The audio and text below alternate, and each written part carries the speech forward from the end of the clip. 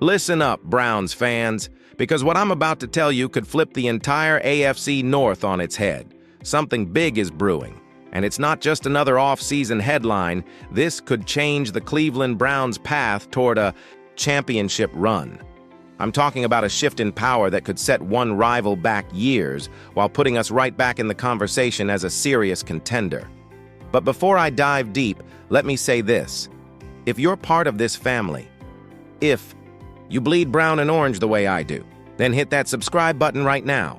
Let's build this community together and push past 8,000 strong. Share this with your fellow Browns fans because the journey we're on this season, you don't want to miss it.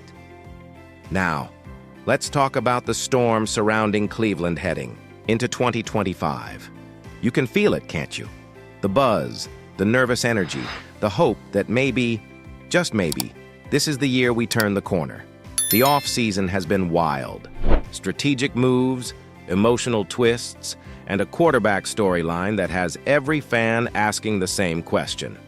What direction are the Browns really heading? And it all starts with a name that still gets people buzzing. Shedeur Sanders. When his name popped up on draft night, 5th round, Cleveland Browns, man, my heart skipped a beat. This wasn't just another pick. This was the kind of gamble that gets fans dreaming. A kid with an NFL arm, the poise, the IQ, but still raw, still unproven.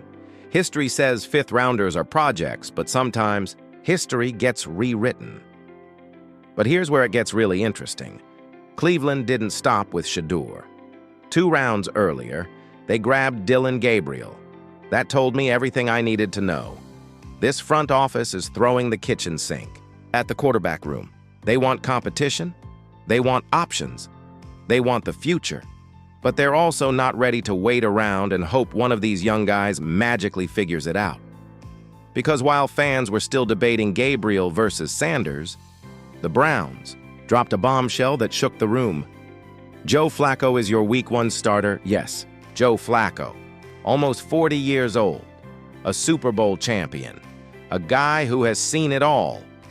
For some fans, that announcement felt like a gut punch, like we'd gone backwards, but the more I sat with it, the more it started to make sense. See, Flacco isn't just a name from the past, he's a steady hand in the storm. Remember 2023? He came off the couch, slid into Cleveland, and rattled off a 4-1 run to close the season, dragging this team to the playoffs. That wasn't luck, that was leadership. That was a veteran who doesn't flinch when the pressure is highest. And here's the thing about the AFC North, you don't get time to experiment. This division is a war zone. The Bengals, Ravens, Steelers, every single game is a fistfight. You don't survive by hoping your rookie grows up fast enough. You survive by leaning on someone who's been through the grind, someone who knows how to win ugly when the moment calls for it. And if you've been watching camp, if you've been paying attention to the little things, you know Flacco has looked sharp. He's not just jogging through drills. His passes have been crisp. His decision-making, vintage. And the respect he commands in that locker room, you can't fake that. You can't buy it. It's earned over years of battle. Kevin Stefanski didn't name him the starter just to play it safe. He did it because in the short term, this gives Cleveland the best chance to win. Period. And make no mistake, the pieces around him are dangerous. Nick Chubb is back. Let that sink in. After a brutal ACL tear, he's running like a man possessed in camp. Amari Cooper is still a technician, still one of the most reliable wideouts in football.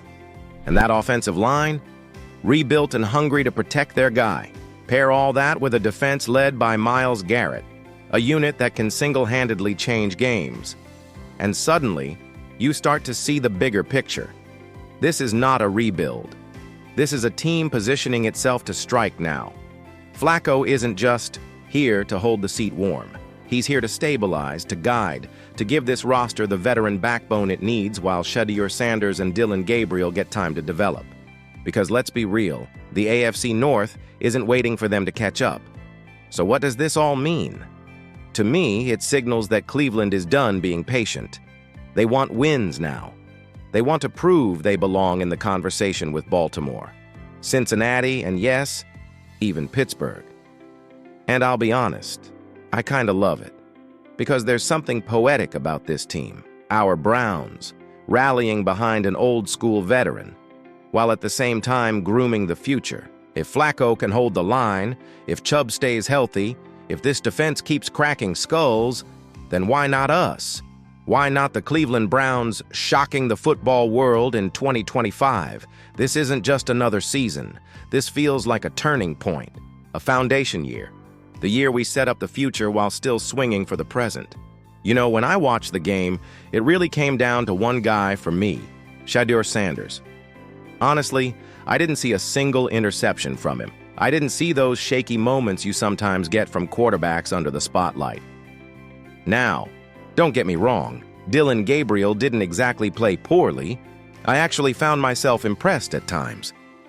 But when I sit back and think about who carried the game, who rose to the occasion under pressure, it was Shedeur. The guy had all eyes on him, the scrutiny, the expectations, the weight of proving himself. It was all there, and he handled it. He moved the offense with poise, with intelligence. He reminded everybody exactly who he is and what he's capable of. Now, comparing him to Dillon Gabriel, just my opinion, but I think Shedeur edged him out, just slightly, in terms of overall impact. And here's where it gets interesting. Look at the post-game press conferences. The contrast couldn't be starker. Shedeur handled his with confidence and clarity. Dillon Gabriel, well, let's just say things didn't go as smoothly. After Gabriel's costly fumble and the comments he made about Shedeur Sanders, the spotlight is back on the Browns. And man, the heat is real. Fans aren't just talking, they're shouting. They want Shedeur on the field, leading the team, starting against the Cincinnati Bengals. You can feel the momentum building. The fan base is louder than ever, more united than ever, and that pressure, it's squarely on Kevin Stefanski now. And it's not casual criticism this time, it's intense, it's widespread, and it's absolutely relentless. Stefanski's responses have been, well, let's call it cautious. You can see it in his pauses, his hesitant phrasing, the way he dodges a direct answer whenever Shedeur's name comes up.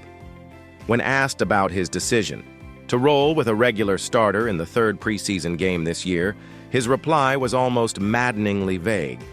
We do what the players need. That's it. No specifics, no clarity. And then, when pressed further about naming a Week 1 starter, he simply said, "We'll decide in a couple of days." Come on, anyone who's been following this knows that's not a real plan. That's buying time. And fans see right through it. They know their voices are being heard.